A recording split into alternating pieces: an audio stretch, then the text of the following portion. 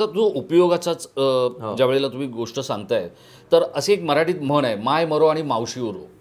तर जेव्हा आईच्या मायेनं आपल्याला जर कोणी सांभाळत असेल किंवा मोठं करत असेल किंवा प्रेम देत असेल तर त्या नात्याचं नाव आहे मावशी.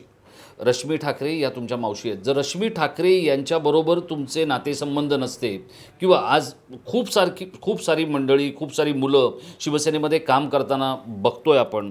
मी स्वतः ग्रासरूटवरचं जर्नलिझम करत असल्यामुळे पक्ष 1 वेळा फुटो, 2 वेळा फुटो, 3 वेळा फुटो, 4 वेळा फुटो, जो केडर आहे ते ठाकरेंबरोबर राहिलं, मातोश्रीबरोबर राहिलं. हे आपल्याला दुर्लक्षित करून चालणार नाही.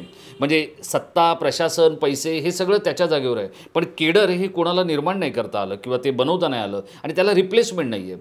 पण त्या केडरमधल्या गर्दीमध्ये पण वरुण सरदेसाई नावाचा मुलगा जे काही आज मिळवू शकला ते रश्मी ठाकरे यांच्या आशीर्वादामुळे आणि प्रेमामुळे मिळवू शकला असं आम्हाला वाटतंय. तुमचं स्वतःचं मत काय आहे? उद्धव ठाकरे आणि रश्मी ठाकरे या दोघांपैकी वरुण सरदेसाईला भरभरून प्रेम कोणी दिलंय? नाही, हे असं सांगणं मला अशक्य आहे. कारण तुम्हाला मी सांगू का की शेवटी आपण रश्मी वहिनींचं का नाव घेतलं मला कळलं, कारण त्या राजकारणात नाही आहेत. मावशी म्हणून त्यांचं मला पूर्ण प्रेम, पूर्ण समर्थन असतंच. पण राजकीय निर्णय जे असतात ते मला वाटतं पक्षाच्या लेवलवर घेतले जातात.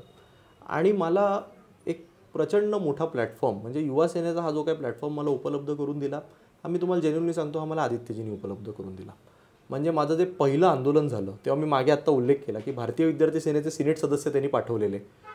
त्या पहिल्या आंदोलनापासून आत्ता मी निवडणुकीत माझा पॅम्पलेट कसं असावं हे पण आदित्यजी स्वतः मला बघून सांगतात की तू असं कर. आता या वांद्रे पूर्व ते म्हणजे राहतात इकडे, त्यामुळे रोज फोन करून तुझं हे ठरलं का, ते माझी कुठे कुठे गरज आहे. त्यामुळे त्यांचा मला प्रचंड मोठा गायडन्स असतो. आणि ऑफकोर्स उद्धव साहेबांनी पण मला संधी दिली. मी आता जे काही गोष्टींचा उल्लेख केला त्या या गोष्टी संधी मिळाल्याशिवाय आपल्याला करता येत नाही. त्यामुळे हे डिनाय करण्यात काही अर्थच नाही आहे की मी सगळं स्वतः केलं आहे. मला संधी देण्याचं काम त्यांनी नक्की केलं, पण त्या संधीचं सोनं करण्याचं काम मी केलं.